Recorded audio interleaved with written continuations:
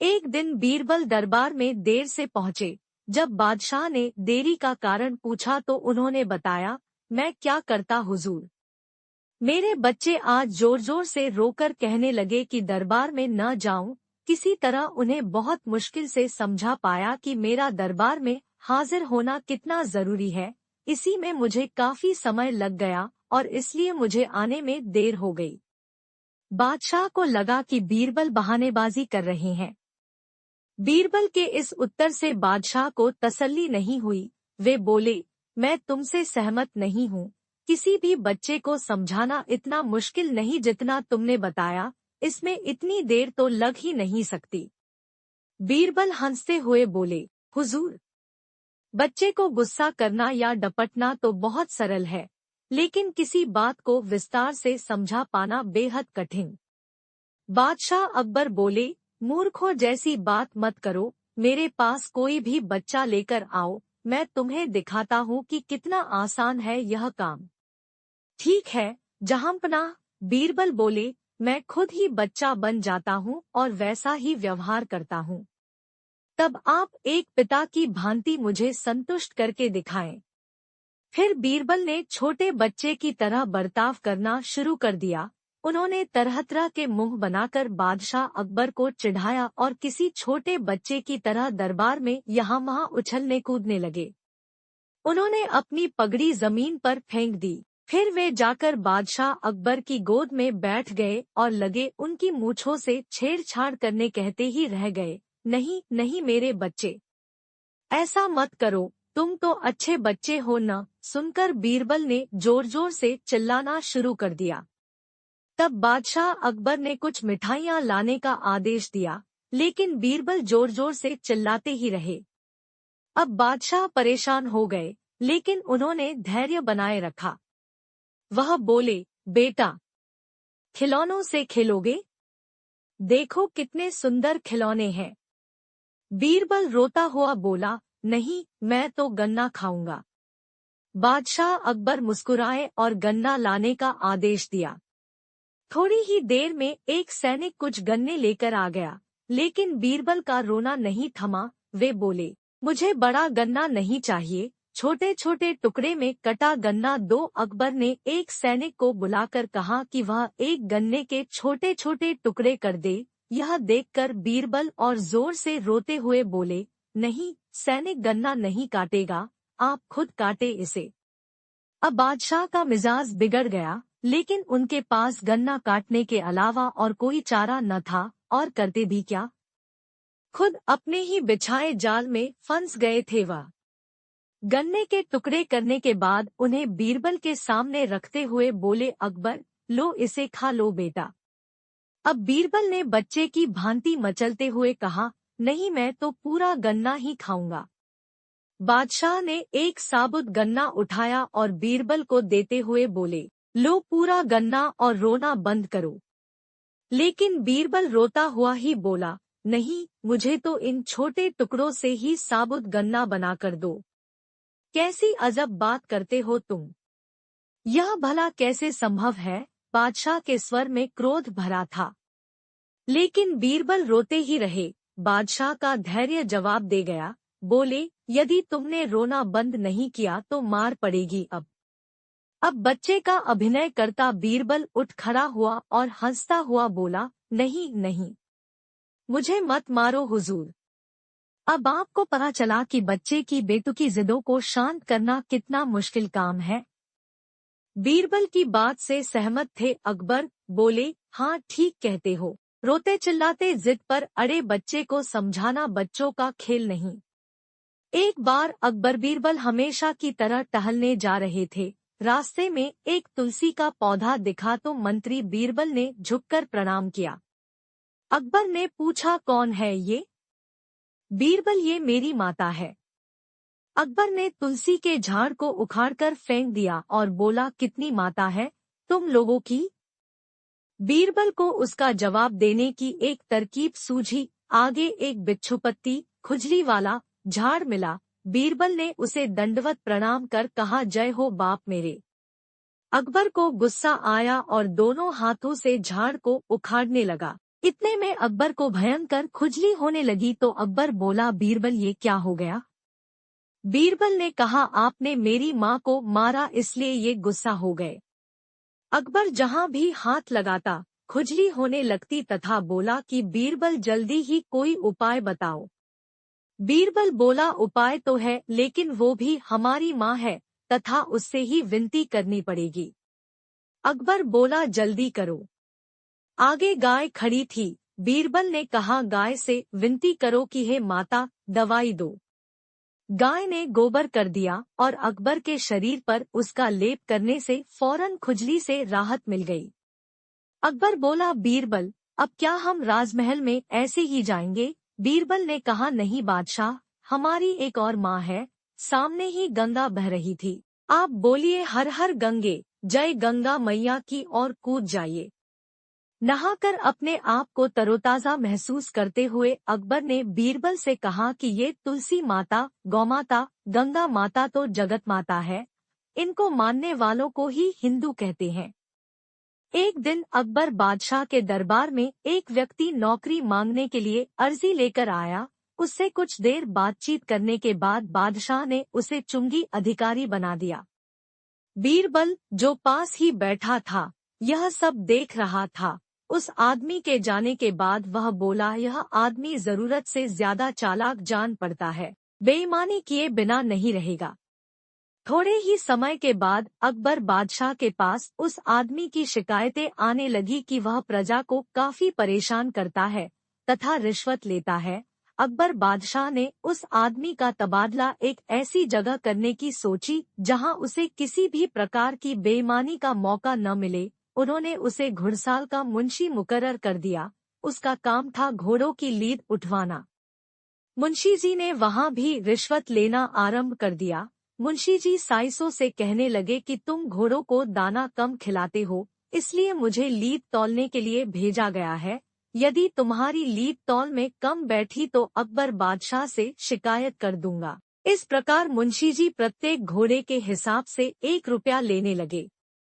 अकबर बादशाह को जब इस बात का पता चला तो उन्होंने मुंशी जी को यमुना की लहरें गिनने का काम दे दिया। वहां कोई रिश्वत व बेईमानी का मौका ही नहीं था। लेकिन मुंशी जी ने वहां भी अपनी अक्ल के घोड़े दौड़ा दिए। उन्होंने नावों को रोकना आरंभ कर दिया कि नाव रोको, हम लहरें गिन रहे हैं। नावों को 2-3 दिन रुकना पड़ता था। नाव वाले बेचारे तंग आ गए। उन्होंने मुंशी जी को 10 रुपए देना आरंभ कर दिया। अकबर बादशाह को जब इस बात का पता लगा तो उन्होंने लिखकर आज्ञा दी, नावों को रोको मत, जाने दो। उस मुंशी ने उस लिखित में थोड़ा सुधार कर टंगवा दिया, नावों को रोको मत, जाने दो, और वसूली करने लगे। अंततः बादशाह को उस मुंशी को सार्वजनिक सेवा से बाहर करना ही पड़ा। Birbal stories in Hindi.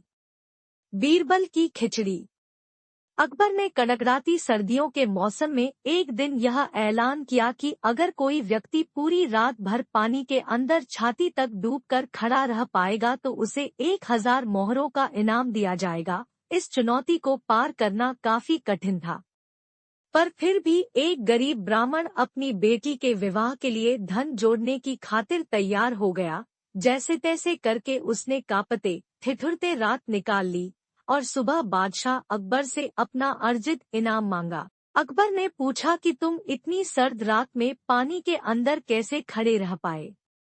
ब्राह्मण ने कहा कि मैं दूर आपके किले के झरोखों पर जल रहे दिए का चिंतन कर कर के खड़ा रहा और यह सोचता रहा कि वह दिया मेरे पास ही है।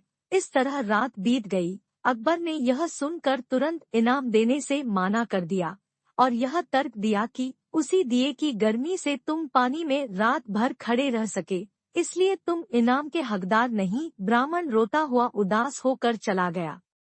बीरबल जानता था कि ब्राह्मण के साथ यह अन्याय हुआ है।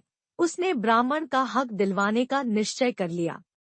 अगले दिन अकबर और बीरबल वन में शिकार खेलने चले गए। दोपहर में बीरबल ने तिपाई लगाई और आग जलाकर खिचड़ी पकाने लगा। अकबर सामने बैठे थे। बीरबल ने जानबूझकर खिचड़ी का पात्र आग से काफी ऊंचा लटकाया। अकबर देखकर बोल पड़े कि अरे मूर्ख, इतनी ऊपर बंधी हांडी को तपन कैसे मिलेगी? हांडी को नीचे बांध वरना खिचड़ी नहीं पकेगी। बीरबल ने कहा पकेगी, पकेगी, खिचड़ी पकेगी, आप धैर्य रखें। इस तरह दोपहर से शाम हो गई और अकबर लाल पीले हो गए और गुस्से में बोले, बीरबल तू मेरा मजाक उड़ा रहा है? तुझे समझ नहीं आता? इतनी दूर तक आँच नहीं पहुँचेगी। हांडी नीचे लगा। तब बीरबल ने कहा कि अगर इतनी सी दूरी से अग्नि खिचड़ी नहीं पका सकती तो उस ब्राह्मण को आपके किले के झरोखे पर जल रहे दिए से ऊर्जा कैसे प्राप्त हुई होगी? यह सुनकर अकबर फौरन अपनी गलती समझ जाते हैं और अगले दिन ही गरीब ब्राह्मण को बुलाकर उसे 1000 मोहरे दे देते हैं और भरे दरबार में गलती बताने के बीरबल के इस तरीके की प्रशंसा करते हैं। एक पेड़ दो मालिक। अकबर बादशाह दरबार लगाकर बैठे थे, तभी राघव और केशव नाम के 2 व्यक्ति अपने घर के पास स्थित आम के पेड़ का मामला लेकर आए। दोनों व्यक्तियों का कहना था कि वे ही आम के पेड़ के असल मालिक हैं और दूसरा व्यक्ति झूठ बोल रहा है। चूंकि आम का पेड़ फलों से लदा होता है, इसलिए दोनों में से कोई उस पर से अपना दावा नहीं हटाना चाहता। मामले की सच्चाई जानने के लिए अकबर राघव और केशव के आसपास रहने वाले लोगों के बयान सुनते हैं, पर कोई फायदा नहीं हो पाता है। सभी लोग कहते हैं कि दोनों ही पेड़ का। बेलापुर गांव में एक महेश नाम का कुम्हार रहता था। वह मिट्टी के बर्तन बनाने का काम करता था। एक दिन बादशाह अकबर उस कुम्हार के घर के बाहर से जा रहे थे। उन्होंने उसकी कला को देखा और बोले, तुम इतने सुंदर बर्तन कैसे बना लेते हो? कुम्हार बोला, महाराज ये सब तो ऊपर वाले का दिया हुनर है, जिससे मैं अपने परिवार का पेट भर सकूं। मुझको परमात्मा ने यह उपहार दिया है। यह बात सुनकर बादशाह अकबर बोले, मैं तुम्हारा राजा हूँ और मेरा काम तुम सबकी हर जरूरत पूरी करना है, जो कि मैं करता हूँ। तुम फिर भी ऊपर वाले का शुक्रिया अदा कर रहे हो। क्या तुम मुझको एक अच्छा राजा नहीं मानते हो? कुम्हार बोला, नहीं महाराज, आपका स्थान भी हमारे दिल में है, लेकिन ऊपर वाला ईश्वर हम सब से बड़ा है और वह हम सब का ध्यान रखता है। कुम्हार की यह बात सुनकर बादशाह अकबर ने तुरंत बीरबल को बुलाया और बोले, बीरबल क्या मैं ऊपर वाले ईश्वर से कम दयावान हूँ? अपनी प्रजा का उससे ज्यादा ध्यान नहीं रखता हूँ। वह तो ऊपर रहता है और मैं यही सबके साथ रहता हूँ, फिर भी सब लोग उसको महान बताते हैं। अपनी प्रजा को खाने के लिए राशन पानी में देता हूँ, रहने के लिए घर, यहाँ तक कि पहनने के लिए कपड़े भी मैं ही देता हूँ, फिर भी मुझको लोग यही बोलते हैं कि तुम ऊपर वाले के फरिश्ते हो। बादशाह अकबर की यह बात सुनकर बीरबल बोला, महाराज आप ऊपर वाले परमात्मा के नौकर हैं, जैसे मैं और सब दरबारी आपका आदेश मानते हैं, आपके नौकर है। इसी तरह आप ऊपर वाले के नौकर और हमारे फरिश्ते हो। फरिश्ते का काम ऊपर वाले परमात्मा का दिया आदेश पूरा करना होता है। जैसे आप हम सब की जरूरतों की पूर्ति करते हो, इसलिए ऊपर वाले ने तुमको इतना धनवान बनाया है, जिससे तुम हम सब का पेट भर सको। इसलिए लोग ऊपर वाले का गुणगान करते हैं कि उनको ऊपर वाले ने एक अच्छा और प्रजा का कल्याण करने वाला राजा प्रदान किया है। बीरबल की यह बात सुनकर बादशाह अकबर ने तुरंत उस कुम्हार को बुलाया और उसको इनाम दिया। तुमने आज मेरी आंखें खोल दी। मैं तो अपने आप को सबका पालनहार समझता था, लेकिन आज बीरबल की बातों से मेरी आंखें खुल गई कि हम सब उस परमात्मा के नौकर हैं। सबकी किस्मत की डोर उसके हाथ में। एक दिन बादशाह अकबर ने बीरबल को याद किया। सभी दरबारी राज दरबार में बैठे हुए थे, लेकिन बीरबल वहां मौजूद नहीं थे। काफी देर इंतजार करने के बाद जब बीरबल नहीं आया तो अकबर ने एक दरबारी को बीरबल के घर पर भेजा और कहा, जाओ तुम बीरबल को बुलाकर लेकर आओ, उससे कहना हमने उसको याद किया है। जब दरबारी बीरबल के घर पर पहुंचा तो उसने देखा बीरबल एक बकरी के बालों की गिनती कर रहा था।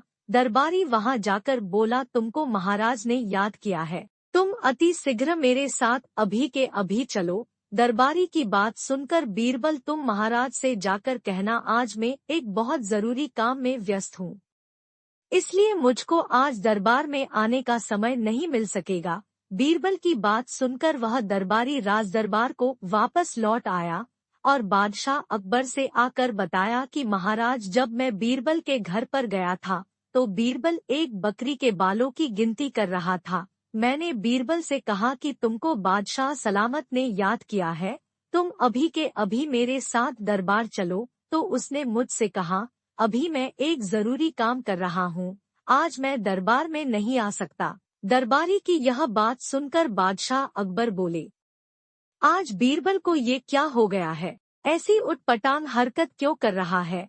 बीरबल ने दरबारी से कहा, चलो आज हम ही चल कर देखते हैं, आखिर बीरबल को क्या हो गया है जो एक बकरी के बालों की गिनती कर रहा है।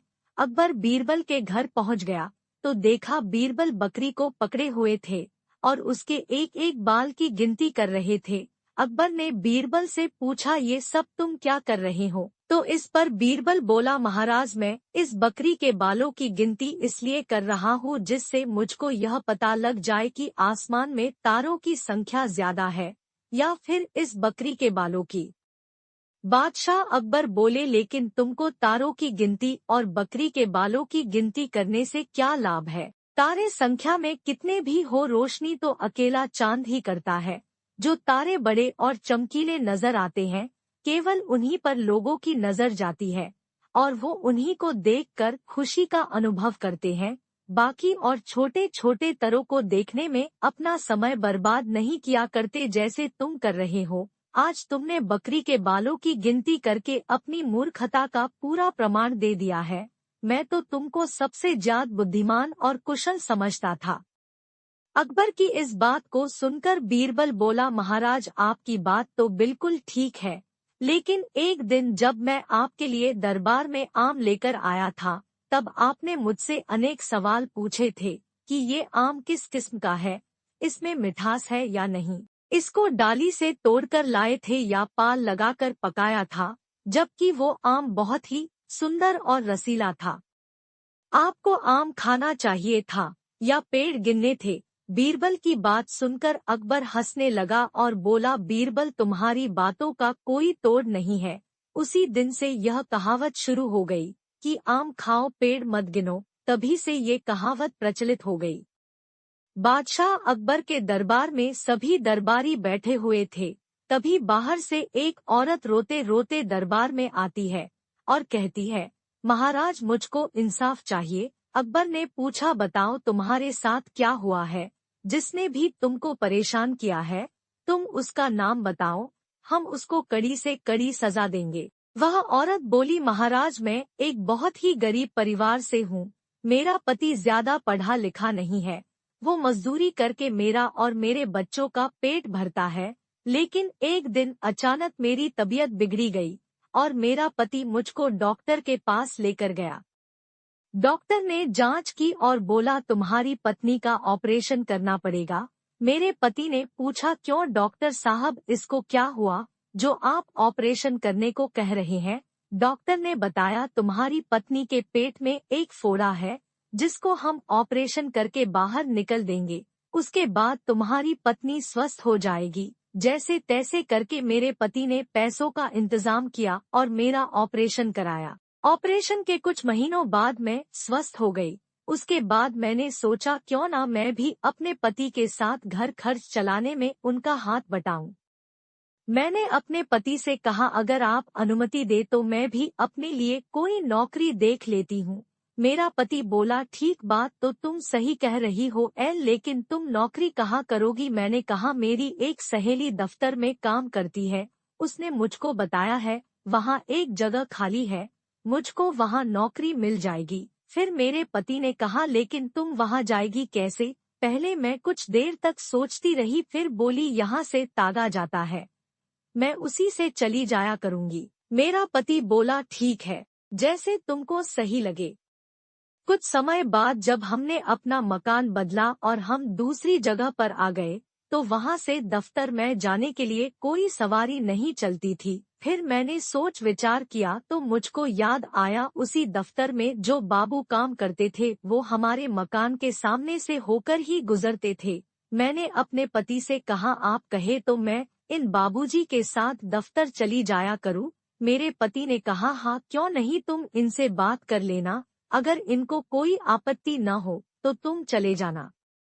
मैंने बाबूजी से बताया बाबूजी हमारे मकान से दफ्तर आने के लिए कोई भी सवारी नहीं चलती है, कृपया आप मुझको अपने स्कूटर पर बैठाकर दफ्तर लेकर आ सकते हैं। बाबूजी बोले ठीक है बेटा, तुम कल से मेरे साथ ही आ जाया करना। कुछ दिन के बाद से मैं बाबूजी के साथ दफ्तर जाने लगी। लेकिन 4 दिन के बाद पड़ोस के सभी लोग मुझको ताने देने लगे, तरह तरह की बातें बनाने लगे। देखो इसको दूसरे मर्दों के साथ घूमते फिरती है। अब मैं लोगों की बातें सुन सुन कर परेशान हो चुकी हूँ। अब आप ही बताओ मैं क्या करूँ। यह बात सुनकर बादशाह अकबर सोच में पड़ गए। अब इसका क्या समाधान किया जाए। एक व्यक्ति हो तो सजा भी दूं, लेकिन इतने सारे लोगों को न तो कोई सजा सुनाई जा सकती है और न ही कुछ और तरकीब मेरे पास है जिससे तुम्हारी समस्या का समाधान किया जा सके। फिर अकबर ने बीरबल से पूछा बीरबल तुम इस औरत की समस्या का समाधान करो। बीरबल बोला महाराज इस समस्या का तो एक ही साधारण सा समाधान है, लोगों की किसी भी बात पर ध्यान न दिया जाए, क्योंकि लोगों का काम ही दूसरों को बातें बनाना है।